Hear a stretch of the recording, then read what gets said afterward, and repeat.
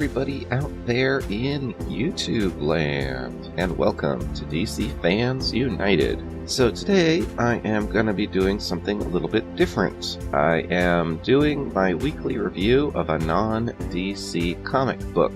So before I forget, I should mention my friends over at OutrightGeekery.com. It's a pretty cool website. They host comic book reviews, including some of mine, so I really appreciate that. And I'll have a link for them down in the description box. So today I'm going to be reviewing Vampirella #1 from 2017. I did a review of Vampirella issue 0, and I have a link for that down in the description box. So this was written by Paul Cornell.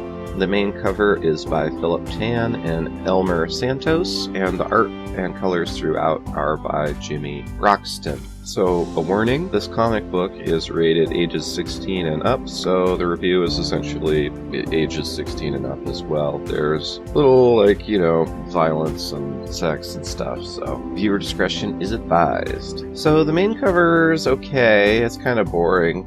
It's really digital looking, it's the new look of Vampirella. She's jumping out of a book, I guess. The thing about this issue, though, is it has like 7 or 8 different covers, and the main cover is probably the most boring. There are, lots of great variant covers, so I will show you a couple of them now. One of them is by Alex Ross, this one here, so I always thought that was pretty cool. And there's another one here, another Alex Ross variant, so that's pretty neat. And then there are a couple other variants that I will be showing near the end of the video. Another cool thing, I found these online.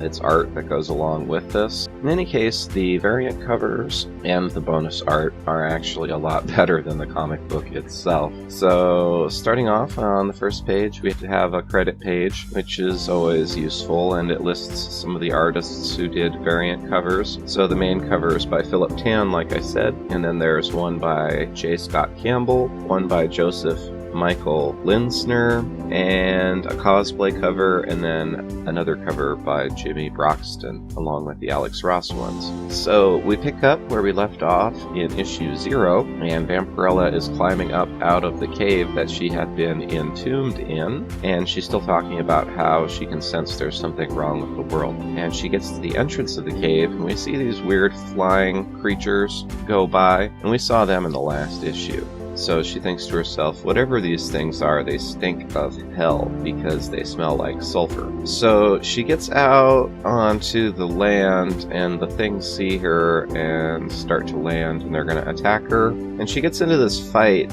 She's really strong, but it's still really strange how it's portrayed in this. She just kind of pulls the guy's arm off and hits him with it, and I guess he disintegrates. And I don't know, it's weird. She hits this other one. Oh, maybe she pulled his helmet off and it hurt him? I don't know. She gets in a fight with some of them, and then a whole bunch show up, so she remembers she can fly, and she takes off and leaves. So I actually thought that part was kind of cool, where she's flying. I always like that Vampirella can fly. So she's flying around, and we get this page. I actually kind of like this page. This comic, I really wanted to like it, but the writing's a little weak, as we'll see. And the art, for the most part, just isn't as good as the variant covers. So anyways, she's flying, and it's pretty cool, and she sees this old Mount Rushmore, which is somewhat in ruin now. So she is figuring out she must be somewhere in the future, and it's kind of ridiculous. She says, "Where am I? Was this Mount Rushmore? So if I head southwest, I'll reach LA." Okay, it's a long way to Los Angeles from South Dakota. I don't know how fast she flies, but there would probably be a few stages between just, okay, I'll fly southwest, and the next panel she's there. So on the next page, it's a full splash page. It's okay. I mean, you would think probably like a design student or someone could draw this, no problem. But it's kind of cool. It's a little futuristic cityscape, and that's what Los Angeles looks like now, apparently, when this is taking place. So the next page is where things really start to go downhill. We find out that all of the people living in the future are kind of like degenerates, basically, and society has degenerated into just garbage. So there's all kinds of these little censorship blocks. They just say censored, and they're blocking out like obscene stuff, and they block out all of the profanity too, so it's a little hard to tell what people are saying. And in addition to some of the words being blocked out, they're using this goofy kind of, I guess it's supposed to be future speak like you see in, you know, A Clockwork Orange or 1984, where people in the future talk differently. So anyways, she's walking around and she's realizing everyone's different, and she used to be shocking, but now everyone dresses in a shocking way, so she wants to dress normal because she figures that would be shocking. And she goes into this clothing store and she talks to this really strange woman. She asks the woman what year it is, and the woman says, "It's a few days until my 21st birthday, but the year, I guess I could look it up." So I guess people in the future are just really clueless and don't know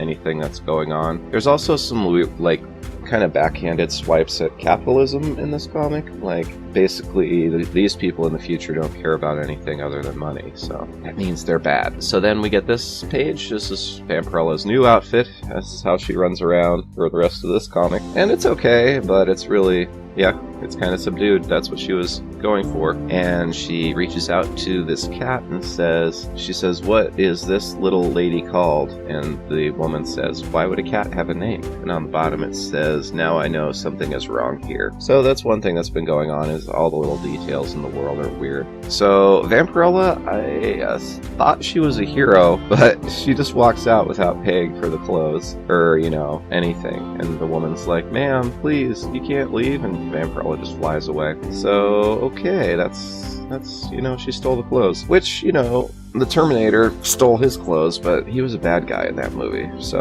in any case, you know, Vampirella goes up on a perch in a kind of a cliched comic book way and looks out over the city like she's Batman and talks about how everyone now is screwed up. And there's some kind of a weird TV show that she sees, and it's called Fun with the Dead, and yeah, it's pretty bizarre. So she flies around with her bat wings some more and lands in another part of the town and gets into this weird boxing match with some guys. Well, she fights them.